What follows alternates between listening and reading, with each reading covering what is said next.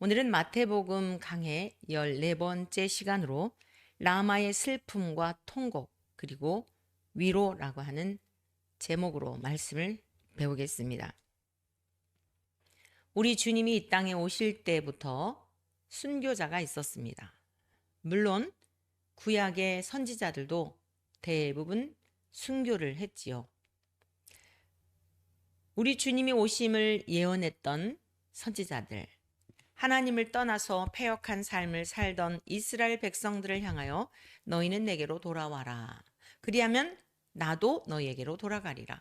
하나님께서 이스라엘 백성들에게로 돌아가겠다고 선지자들을 통하여 말씀하신 거죠. 너희가 내게로 돌아오면 나도 너희에게로 돌아가서 나는 너희의 하나님이 되고 너희는 내 백성이 되리라. 이것이 예언서들의 주제죠. 그런데 사람들은 그러한 소리를 듣기 싫어했습니다. 하나님께로 돌아오는 것을 원하지 않았고 그렇다고 그들이 하나님 앞에 제사를 안 드리느냐 예배를 안 드리느냐 그렇진 않았죠. 화석화된 신앙, 제사도 드리고 예배도 드리는 것 같지만 그들의 마음은 하나님에게서 멀어져 있고 그들은 전심으로 하나님을 경외하는 것을 원하지 않은 자들입니다. 그래서 하나님의 마음을 알릴 때에 하나님께서 복된 말씀으로 선지자를 통하여 내게로 돌아와라. 그리하면 너희들 세상에 우상이 주는 것 같지 않은 너희들 사람들이 만든 수공물에 절하여서 그 수공물이 너에게 주는 것과 비교할 수 없는 그 온전한 복을 주시겠다고 약속하셨지만 구약의 이스라엘 백성들은 그 말씀을 듣지 않고 선지자들을 죽였던 것입니다. 자, 우리 예수님께서 이 땅에 오신 이유는 뭐죠? 하나님을 떠나서 그렇게 돌아오라고 하여도 돌아오지 않은 이스라엘 백성들, 각각 자기의 길로 가서 결국 사망의 길을 갈 수밖에 없었던 매우 불행한 인생들. 그것은 오늘 이 시대에 이르기까지, 현대에 이르기까지 우리 모두의 삶이죠. 이러한 우리들을 하나님께서 하나님의 아들을 통하여 우리의 힘으로 안 되기 때문에 하나님의 아들을 속죄 제물로 주시어서 오히려 우리를 그 하나님의 영원한 사랑의 품 안에서 안식을 누리며 살 수 있도록 그러한 것을 창세 전부터 계획하시고 성취하셨죠. 아기 예수님이 이 땅에 지금 성탄하신 이 장면, 이 자체가 하나님의 그 언약들이 성취가 된 겁니다. 그런데 세상은 어떠했습니까? 세상의 힘을 가진 자에 의해서 권력이 있는 자에 의해서 예수님만 죽이려 한 것이 아니라 오히려 예수님 때문에 어린 아기들까지도 무죄한 이 아기들이 세상에 살아보지도 못한 상태에 여기서 무죄한이라고 하는 건 죄가 없다라고 하는 것은 태어날 때부터 죄가 없다는 의미가 아니라 아직 세상을 전혀 살지 않은 2살 아래의 아기들이 다 죽임을 당하잖아요. 그러니까 우리가 지었던 그런 죄들과는 전혀 사실 상관이 없는 그러한 상태에 있었던 귀한 생명들이죠. 그런데 죽임을 당하게 됩니다. 마태복음 2장 16절의 말씀입니다. 마태복음 2장 16절의 말씀. 이에 헤롯이 박사들에게 속은 줄 알고 심히 노하여 사람을 보내어 베들레헴과 그 모든 지경 안에 있는 산의 아이를 박사들에게 자세히 알아본 그때를 기준하여 2살부터 그 아래로 다 죽이니. 자, 동방에서 온 박사들이 유대인의 왕으로 나시니까 어디 있느냐라고 헤롯에게 물었었죠. 헤롯의 마음속에 시기와 질투심이 생기면서 이 아기를 죽이지 않으면 자기의 자리가 위태로울 것이다라고 하는 판단이 선 거죠. 그래서 동방 박사들에게 나에게 그 아기가 어디에서 태어나는지 말해다오 라고 하였지만 하나님의 지시하심을 받아서 동방의 박사들이 헤롯에게로 가지 않습니다. 그리고 이제나 저제나 오기를 기다렸는데 이들이 오질 않는 거죠. 헤롯의 입장에서는 굉장히 좌불안했겠죠. 그래서 동방 박사들이 자기를 찾아온 그 시점을 이렇게 좌우를 생각하여서 그 무렵에 태어났던 2살 아래의 모든 아기들을 다 죽이게 된 겁니다. 여러분, 인간은 이렇게 약합니다. 자기의 권력을 유지하기 위해서, 자기의 힘을 자랑하기 위해서, 자기의 힘을 사용하기 위해서 주어진 힘을 가지고 주어지지 않은 것까지도 도구로 하여 귀한 생명을 죽이는 것이 이것이 인간들입니다. 우리 모두의 저변에는 이러한 죄악의 성향들이 있다는 것을 인정하는 것이 구원을 받는 사실 첫걸음입니다. 우리 대부분 인정하지 않죠. 괜찮다. 나는 좀 착한 사람인 것으로 착각을 하는데 그야말로 그것은 착각일 뿐입니다. 자, 이렇게 우리는 세상에서 불법한 일들, 아주 억울한 일들, 이러한 일들을 경험하며 살아가요. 저와 여러분들이 지금 아기들이 죽은 것까지 이르는 그런 것까지는 아니었더라도 여러분 주변에서도 하나님의 말씀대로 의롭게 살고자 하는데 내버려 두지 않고 여러분들을 괴롭히고 여러분들을 힘들게 하며 거의 죽음 직전까지 내려갈 만큼 삶의 소망을 다 잃을 만큼 힘들게 하는 일들이 우리 모든 그리스도인들에게도 있습니다. 그런데 하나님은요, 이 어린 2살 아래의 어린 생명들까지도 하나님은 기억하고 계시고 그들의 억울한 죽음을 반드시 갚아주십니다.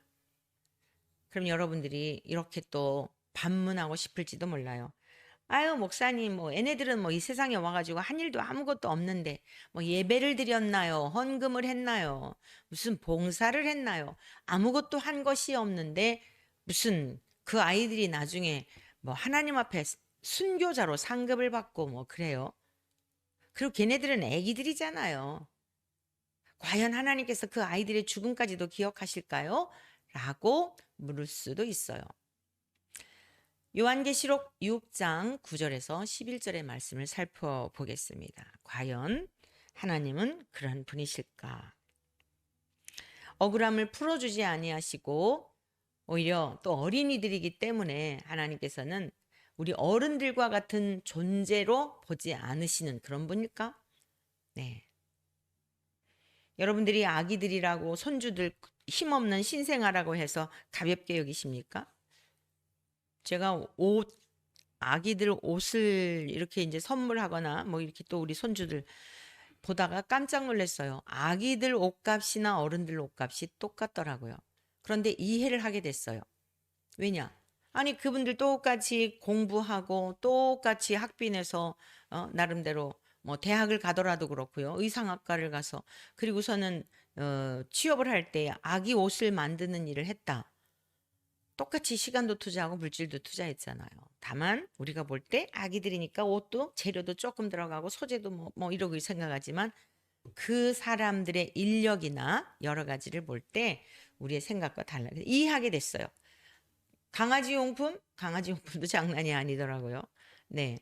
자, 요한계시록 6장 9절에서 11절 말씀입니다. 다섯째 인을 떼실 때에 내가 보니 하나님의 말씀과 그들이 가진 증거로 말미암아 죽임을 당한 영혼들이 제단 아래에 있어 큰 소리로 불러 이르되 거룩하고 참되신 대주제여 땅에 거하는 자들을 심판하여 우리 피를 갚아주지 아니하시기를 어느 때까지 하시려 하나이까 하니 각각 그들에게 흰 두루마기를 주시며 이르시되 아직 잠시 동안 쉬되 그들의 동무 종들과 형제들도 자기처럼 죽임을 당하여 그 수가 차기까지 하라 하시더라. 이제 요한계시록에 보면은 그 하나님께서 이제 심판 하실 때 인을 떼시면서 심판하시는 그런 내용이 나오는데 다섯째 인을 떼실 때의 내용입니다. 여기 보니까 뭐 어른들, 아기들은 제외 이런 내용이 있나요? 하나님의 말씀과 그들이 가진 증거로 말미암아 죽임을 당한 영혼들이라고 성경은 분명히 증언하고 있어요. 우리 주님은 어린아이들이 내게 오는 것을 거절하지 말라. 어린아이들이 내게 오는 것을 용납하라 라고 하면서 제자들조차도 아이들을 배척했죠. 사람으로 생각 안 하는 거예요. 유대인의 정서에선 더욱 그렇죠. 여자들, 할머니, 힘없는 할아버지, 아이들 사람의 수에 넣지 않아요. 그런데 주님은 그 모든 것에 대표적으로 가장 힘없는 자, 할머니, 할아버지, 여성, 아이들 중에 가장 힘없는 자가 누구일까요? 아이들이에요. 다 할아버지, 할머니도 젊은 날 스쳐 지나가셨어요. 이 아이들은 아직 세상을 살아보지 않은 막 피어나는 꽃 봉오리와 같고 새싹과 같은 존재들이에요. 하나님 앞에서는 다 소중한 존재들이에요. 하나님의 말씀과 그들이 가진 증거로 말미암아 죽임을 당했다는 거죠. 아기들이 왜 죽은 거예요? 예수님 때문에 죽임을 당한 거예요. 예수님을 찾지 못하니까 그 중에 있겠지 하고서는 다 죽임을 당한 거예요. 정말 억울한 죽음이죠. 그런데 오히려 성경에서는 그 억울한 자들의 핏값을 언제 갚아주시겠느냐라고 이제 이 탄원을 하죠. 그랬더니 그들에게 각각 흰 두루마기를 주시며 이르시되 잠시 동안 쉬어라. 네, 지금 앞서 돌아가신 분들은 쉬고 계신 시간이에요. 영, 혼, 육 전 존재적으로 쉬고 계신 시간이에요. 이 세상에서 수고 많이 했잖아요. 그러면서 어느 때를 기다리는 거죠? 그들의 동무 종들과 형제들도 자기처럼 죽임을 당하여 그 수가 차기까지 하라 하시더라. 어제 아침에도 제가 잠깐 말씀드렸나요?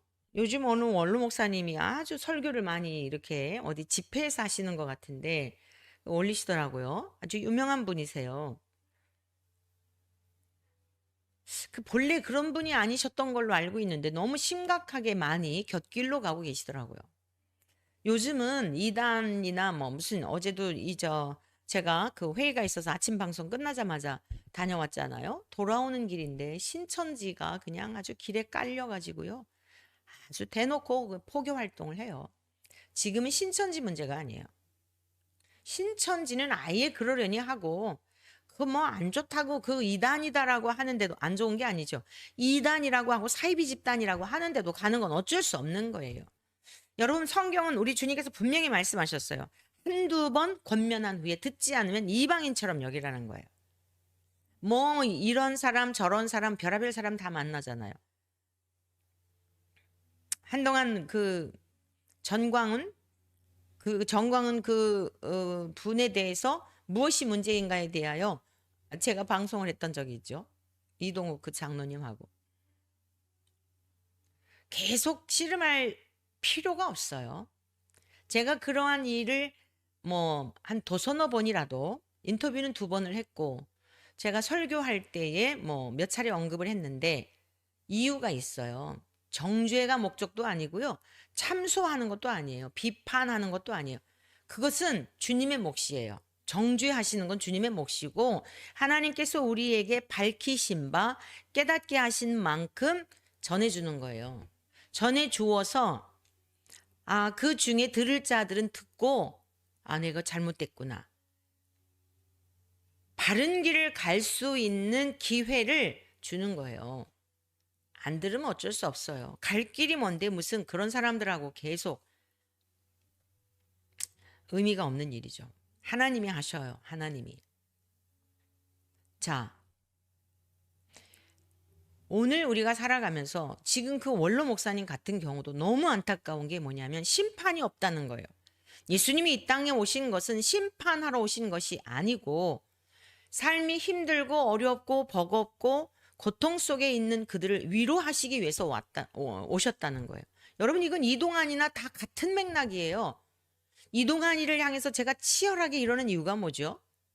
많은 영혼들을 미혹하고 그것도 우리 감리교회 안에 우리 감리교회는 굉장히 복음적인 교회라고요. 그 웨슬리 목사님이 초대교회 전통을 따르고 종교개혁 신앙을 따르고 칼빈의 그러한 여러분 이게 각각이 아닙니다. 사실 장로교, 감리교 이렇게 나누고 있지만은 웨슬리 목사님이 제일 후세대 분이잖아요. 그러니까 앞에 있는 내용들을 다 정리하고 성경에 입각하여서 옳은 것이다라고 하는 것을 수용하여 그 이상을 발전시켜 나간 거예요. 그래서 이게 각각이 아닙니다. 어떤 분들은 저보고 감리교 목사가 맞느냐, 장로교 목사 같다. 그렇게 얘기하시는 분도 계신데 아니에요. 한 성경 안에서 다 통하게 되어 있어요. 그런데 그 목사님, 원로 목사님, 아주 유명한 원로 목사님이 심판이 없다는 거예요. 기가 막힌 거죠. 오늘 분명히 요한계시록 6장에서도 계속 심판에 관한 말씀입니다. 그 인을 떼실 때마다 하시는 말씀이 심판에 관한 거예요. 이거는 뭐 어느 집단이 문제가 아니에요. 지금 더 큰 문제예요. 아주 정통성 있는 장로교단의 아주 뭐 강해 설교의 대가였다라고 하는 분이 은퇴하신 후에 예수님은 심판하러 오신 게 아니라 힘들고 어려운 사람들, 수고하고 무거운 짐진 자들아 내게로 오라 라고 하시면서 그들을 위로해 주시기 위해서 오셨다는 거예요. 여러분, 그 수고하고 무거운 짐이 뭐죠? 죄악의 짐이에요. 죄악의 짐. 우리가 막 물질적으로 힘들고 어렵고 뭐 이러고 그러지만은 사실 정말 가난하고 힘들어서 그런 경우도 있지만 여러분, 대부분 우리의 탐심과 탐욕으로 인하여서 사업하시는 분들, 경영하시는 분들 욕심해가지고 자꾸 확장하다 그런 경우들이 많아요. 오늘 분명히 주님께서는 심판하시는 분인 것을 친히 주님께서도 말씀하셨어요. 하나님이 심판주이시고 주님이 이 땅에 다시 오실 때 심판주로 오시는 것입니다. 하나님의 말씀을 붙들고 그 말씀대로 산 자들에게는 하나님께서 보상하여 주시고 억울한 일을 당한 자들에게는 그 억울함을 갚아주셔요. 요한계시록 6장 12절에서 17절 말씀 보실까요? 7봉인에 담긴 심판이에요. 여섯째 인을 떼실 때, 이건 이제 여섯째 인을 떼실 때인데 내가 보니 여섯째 인을 떼실 때에 큰 지진이 나며 해가 검은 털로 짠 상복같이 검어지고 달은 온통 피같이 되며 이 세상 마지막 우리 주님 오실 때가 되면 이러한 이제 지경이 되는 거예요. 하늘의 별들이 무화과 나무가 대풍에 흔들려 설익은 열매가 떨어지는 것 같이 땅에 떨어지며 하늘은 두루마리가 말리는 것 같이 떠나가고 각 산과 섬이 제자리에서 옮겨지매. 자, 보세요. 천체가 하늘과 땅의 모든 기운들과 여러분 그 있어야 될 그 자리에서 다 이탈해가지고 난리가 난 거예요. 이 상상을 할 수 없는 그런 지금 지경이에요. 그랬더니 땅의 임금들과 왕족들과 장군들과 부자들과 강한 자들과 모든 종과 자유인이 굴과 산들의 바위 틈에 숨어 산들과 바위에게 말하되 우리 위에 떨어져 보좌에 앉으신 이 얼굴에서와 그 어린 양의 진노에서 우리를 가리라. 어린 양이 누구시죠? 예수 그리스도시죠? 설마 그 원로 목사님이 이런 말씀 모르실 리가 없죠? 죄에 대한 설교가 한 말씀도 없더라고요. 그 설교 내용 가운데 여러분들이 분별하셔야 될 게 뭐냐면 예수님은 죄 때문에 오신 거예요. 십자가에서 죽으신 것은 우리의 죄의 값을 갚아주시기 위해서 죽으신 거예요. 그리고 여기 보세요. 17절 그들의 진노의 큰 날이 이르렀으니 누가 능히 서리요. 하나님의 심판의 날이 이르게 되니까 하나님 앞에 설 자가 없는 거예요. 누가요? 왕들도 부자들도 힘을 가지고 자랑하던 강한 자들도 뭐 여기 뭐 목회자들은 예외이겠습니까? 그냥 막 존경해주고 사실 참 이게 가르치는 일 목회자의 삶이 힘든 이유가 뭐냐면 이게 참 힘들어요. 여러분들의 삶이 사실 참 감사한 일이에요. 여러분들의 영혼을 잘 관리하고 여러분들의 영혼을 말씀의 터에 잘 세우셔서 주님 앞에까지 가는 거. 근데 우리 이 일 맡은 자들에게 많이 맡긴 자에게 많이 찾으신다 하였거든요. 잘 제대로 인도하지 못하면 소경된 인도자가 되어 더 큰 심판을 받게 되니 얼마나 무서운 일입니까? 어디 심판이 없다고 말씀하고 있어요. 예수님이 오시면 죄에 대한 것 때문에 오셨고 심판이 없으면 돌아가실 일도 없는 거예요. 진짜 더 무서운 이단이에요. 앞으로 주님 오실 때까지 속에 숨은 것이 드러나지 않을 것이 없습니다. 잘 분별하시면서 말씀을 들어야 해요. 너무 그럴싸하더라고요. 그분 설교하시면서 어떤 말씀을 이렇게 전했는데 막 성도님이 나가면서 막 운대요. 막 우는데 본인이 의도했던 것과는 전혀 상관없는 그런 것에서 그렇게 막 위로가 되고 힘을 얻어서 그 운다는 거예요. 그 운 이유가 뭐냐? 내가 지금 삶이 너무 힘들었는데 목사님의 수고하고 무거운 짐진 자들아 다 내게로 오라. 그 영혼의 실상을 보게 하는 게 아니라 장사가 안 되니까 얼마나 힘들었느냐. 사업하다가 얼마나 힘드냐. 직장인들 월급 줄 수 없는 경제가 지금 어려우니까 얼마나 힘드냐. 예수님은 장사 잘 되고 사업주가 번창하고 번영되게 하려고 오신 분이 아니에요. 장사가 안 될지라도 사업주가 직원들에게 월급을 못 줄지라도 하나님 앞에 나아가 그 시간 더 기도하고 주님, 제가 위에 있다가 보니 주님에게서 멀어진 것은 없나요? 주님과 저와의 관계 속에서 잘못 옆으로 삐그덕한 건 없나요? 이런 것을 일깨워 주셔야죠. 원로 목사님이. 그 뭐 눈물 흘렸다고 거기에 감동받으셔가지고 불후의 명곡 들으면서도 눈물 나요. 여러분 그냥 막 이 가을에 이 낙엽이 우수수 떨어지고 그러면서 뭐 하여간 감성적인 발라드 곡이나 뭐 요즘은 또 트로트도 얼마나 간드러지게 잘들 부르는 노래 잘하는 가수들이 많습니까? 그런 음악 들면서도 눈물이 주르륵 나는 거예요. 그게 은혜 받은 거 아니에요. 그거 회개한 거 아니에요. 정말 심각해 정말. 아유 정말 안타깝고 답답해가지고. 자, 헤롯은 하나님이 말씀하신 일을 이루는 일에 쓰임 받았어요. 이것을 항상 여러분 기억하세요. 제가 지금 쭉 말씀드렸습니다. 내가 하나님 까불면 죽어 이런 망발을 하는 사람을 향해서도 제가 막 의분이 나서 그랬지만 이제는 그런 거 일어나지도 않아요. 왜? 각각 갈 길을 갈 뿐이에요. 잘못됐습니다. 그 길에서 돌아서야 합니다. 라고 하는 것까지 미말의 종이지만 목사의 양심으로 하는 거고 이동안을 향해서도 회개하고 주님께로 돌아와서 바로 믿고 너의 영혼도 구원받고 따르는 자들에게도 바로 가르쳐라. 그 얘기하는 거예요. 듣지 않는 거 어떡하겠어요. 오늘 저와 여러분들이 분명히 가져야 될 게 뭐냐면 악한 자들을 인하여 불평하고 원망하지 마세요. 그들도 다 하나님의 일에 악의 도구로 쓰임받는 거예요. 하나님의 말씀을 성취하는 일에 쓰임받는 거예요. 마태복음 2장 17절 18절 말씀입니다. 이에 선지자 예레미야를 통하여 말씀하신 바 라마에서 슬퍼하며 크게 통곡하는 소리가 들리니 라헬이 그 자식을 위하여 애곡하는 것이라. 그가 자식이 없으므로 위로받기를 거절하였도다 함이 이루어졌느니라. 예레미야 선지자를 통하여서 예언하였던 말씀을 마태가 인용한 거예요. 라마에서 슬퍼하며 크게 통곡하는 소리가 들리는데 라헬이 자식을 위해서 애곡하는 것이라고 증언하고 있습니다.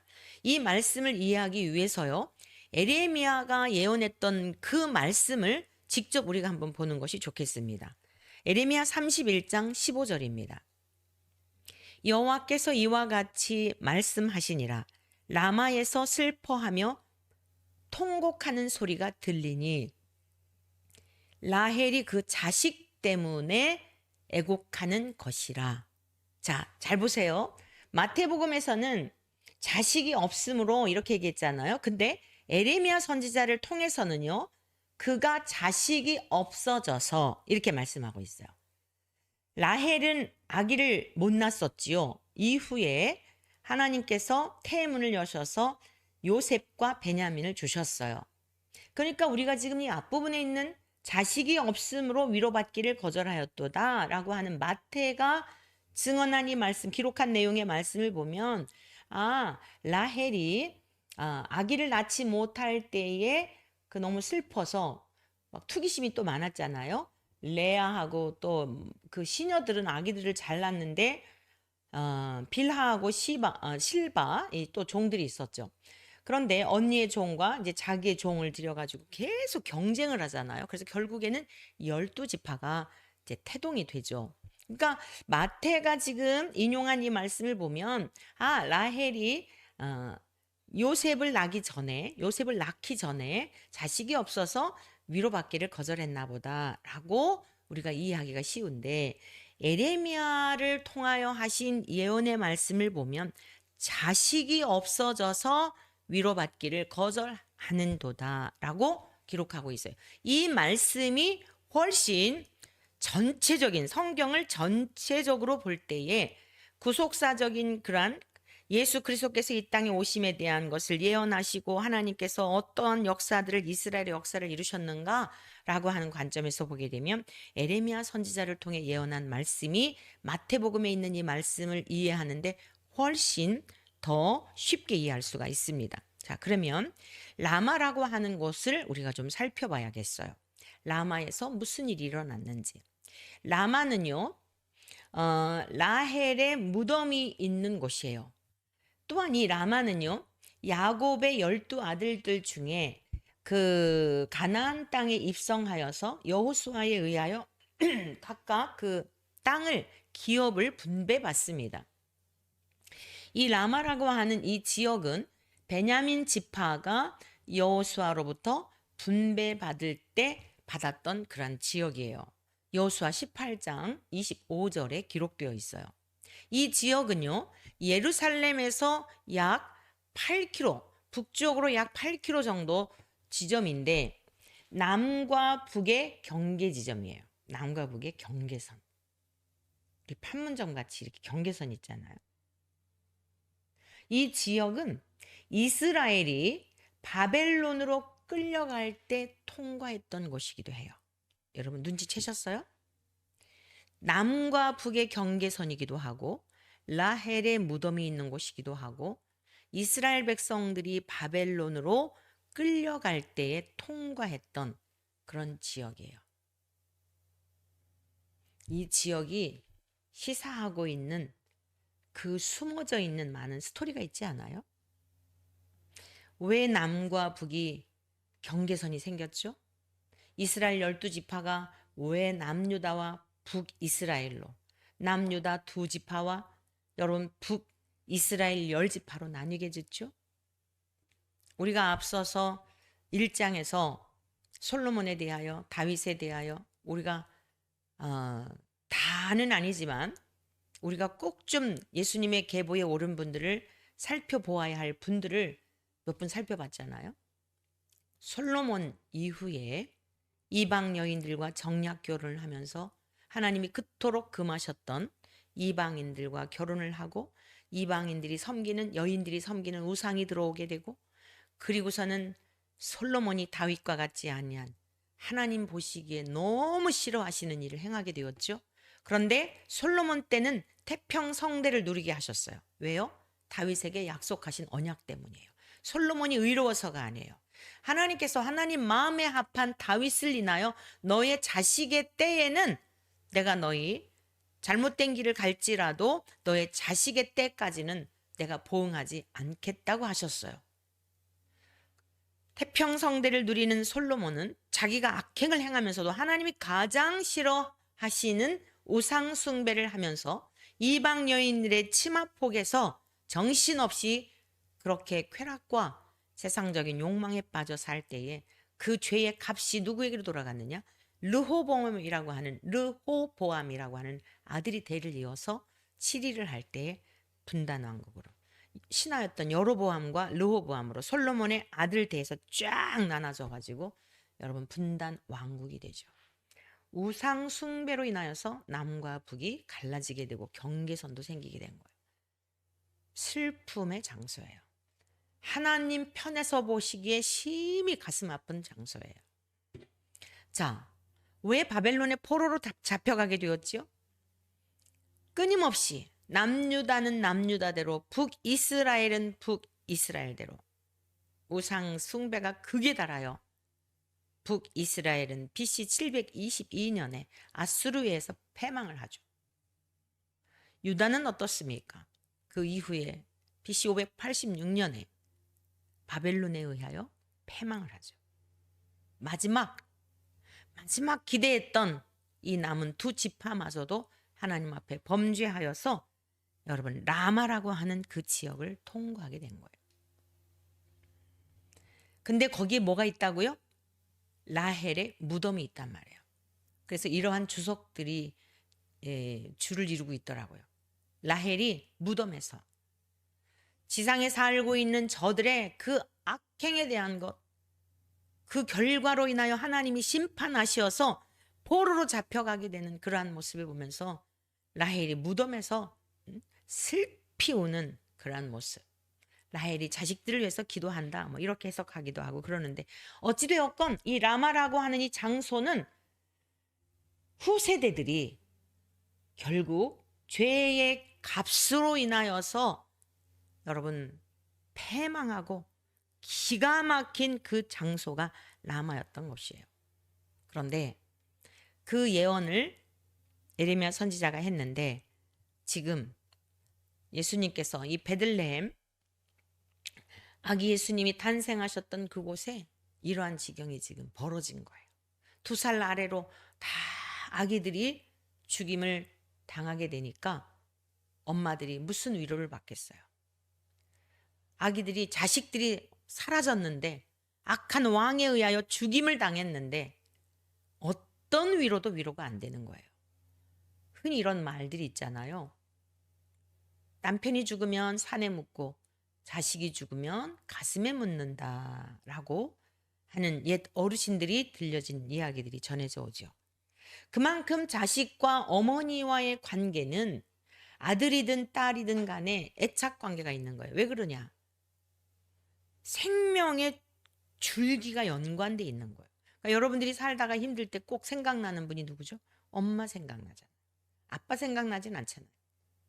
아빠 생각나는 분들도 더러 있다 그러긴 해요. 근데 대부분 엄마는 고향과 같아요. 내가 10달 동안 태중에 머물렀던 나의 생명의 모체이기 때문에 그렇습니다. 그래서 지금 마태를 통하여 2살 아래로 죽임당한 이 사건을 예레미야 선지자가 미리 예언했던 내용이 그대로 응하여진 이 말씀을 기록하고 있는 것입니다. 이렇게 슬픔이 있는 것, 위로받기를 거절한 것으로만 끝나지 않고요. 예레미야 31장 16절에서 17절의 말씀입니다. 여호와께서 이와 같이 말씀하시니라. 내 울음소리와 내 눈물을 멈추어라. 내 일에 삭슬 받을 것인즉 그들이 그의 대적의 땅에서 돌아오리라. 여호와의 말씀이니라. 너희 장래에 소망이 있을 것이라. 너의 자녀가 자기들의 지경으로 돌아오리라. 여호와의 말씀이니라. 할렐루야. 여러분, 죄에 대하여서는 반드시 값을 갚아야 자유인이 됩니다. 예수님이 죽으신 이유, 아기 예수님으로 오신 이유, 벌거벗은 아기의 모습으로 오셨다가 십자가에서 돌아가실 때도 벌거벗겨진 채 돌아가신 이유는 첫사람 아담의 범죄로 인하여 벌거벗은 수치를 가리워 주시고 우리가 다시 하나님의 품 안에서 임마누엘의 삶을 살게 하시려고 대신 죄의 값을 갚아주신 거예요. 그런데 여러분 한평생 큰 교회에서 대접받으며 존경받으며 엘리트 자랑 삼은 교인들이 다 엘리트라고 자랑하고 여러분 그랬던 분이 죄에 대한 말씀을 하지 않고 남은 성도들에게 도대체 어떤 길로 인도하려고 그런지 얼마나 안타까운지 정말 사랑하는 성도 여러분 보십시오. 죄에 대한 것을 치료받아야 의인이 되는 것이며 울음이 있었지만 그 울음소리를 그쳐라 내 눈물을 멈추어라 그러셨잖아요. 울음이 없다 그러셨나요? 여러분 눈물을 흘릴 수 있는 그런 정황이 없다고 말씀하셨나요? 하나님은 우리들에게 죄에 대한 것을 씻고 우리에게 흰 옷을 입혀주시어서 의의 옷을 입혀주시어서 구원에 이르게 하시려는 것입니다. 달콤한 소리들만을 기대하니까 자꾸 나도 못 들어가고 남도 못 들어가게 하는 이런 거짓된 말들로 미혹하는 것입니다. 오늘 분명히 말씀하고 있어요. 울음소리, 너희들이 울어야 할 일이 있다는 겁니다. 왜 울어야 했습니까? 왜 포로로 잡혀가게 되었지요? 여러분 바벨론의 포로로 잡혀간 이유가 무엇이며 남과 북의 경계선이 생긴 게 뭐예요? 죄 때문이잖아요. 마음에 하나님 두기를 싫어하고 우상을 숭배하였고 하나님보다도 세상을 사랑한 그 결과로 인하여 처절한 지경에 이르렀잖아요. 바벨론의 포로로 잡혀가고 아수르로 말미암아 망하게 되고 그랬는데 눈물을 그치라는 거예요. 울음소리 이제 그만 울지 말라는 거예요. 왜 그렇죠? 너가 행했던 일들에 대하여 보상을 받는다는 겁니다. 그럼 우리가 어떤 눈물을 흘려야 할까요? 자기 연민에 빠진 눈물을 흘려야 할까요? 마음이 청결한 자는 복이 있나니 그들이 하나님을 볼 것이라고 하였습니다. 우리가 많이 울게 되면요, 눈이 맑아요. 저는 사람을 볼 때 눈을 보거든요. 눈이 탁한 분들이 있어요. 많이 울게 되면요, 눈이 맑아요. 외모가 뭐 잘생겼냐 어쩌냐 이거는 두 번째 문제예요. 오늘 저와 여러분들이 울되 우리들의 삶 때문에 연민에 빠져 우리 그동안 많이 그런 거 했어요.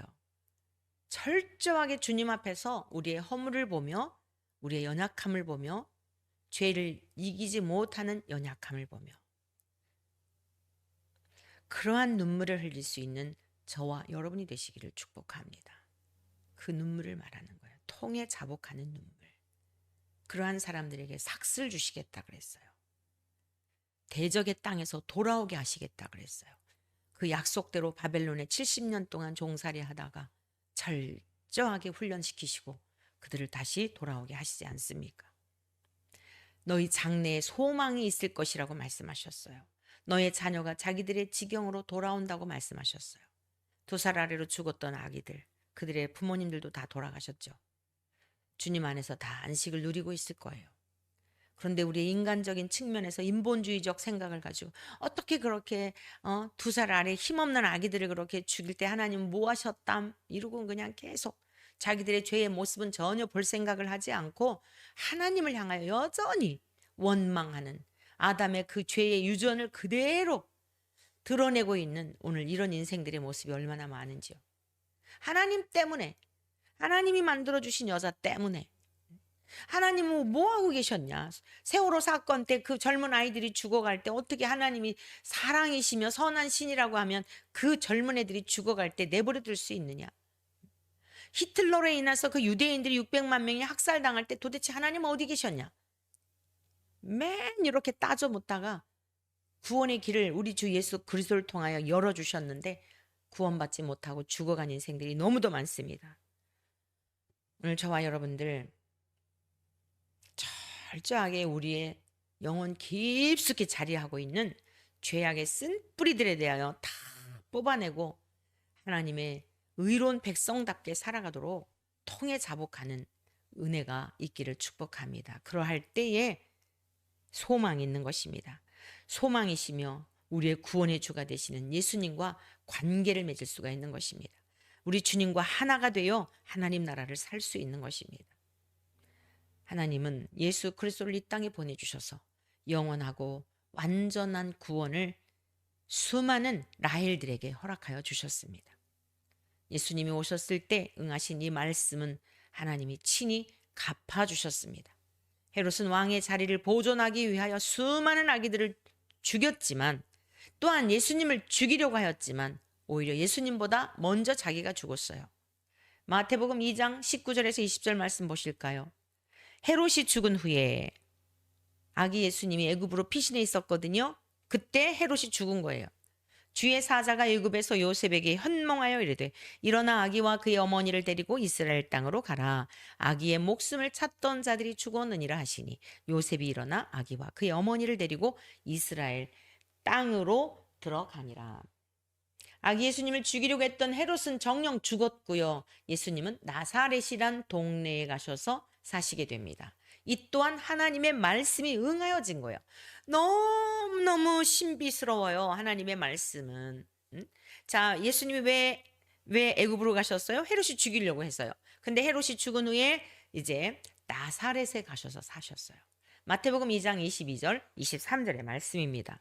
그러나 아켈라오가 그의 아버지 헤롯을 이어 유대의 임금됨을 듣고 거기로 가기를 무서워하더니 네, 헤롯이 죽으니까 아들 아켈라오가 대를 이은 거예요. 그러니까 요셉이나 마리아의 입장에서 헤롯이 지금 아기 예수님을 죽이려고 하여 애굽으로 피신을 했는데 애굽에서 이제 하나님께서 현몽해 주신단 말이에요. 꿈을 통해서 일어나 아기를 데리고 가라 그랬는데 이스라엘 땅으로 가라. 아기의 목숨을 찾던 자들이 죽었다고 했는데 이거 아켈라오도 아버지를 본받아가지고 우리 아기 예수님을 죽이면 어떡하나 하는 무서운 마음이 들었다 이 뜻이에요. 그런데 다시 꿈에 지시하심을 받아 갈릴리 지방으로 떠나가 나사렛이란 동네에 가서 사니. 자, 뭐라 그랬어요?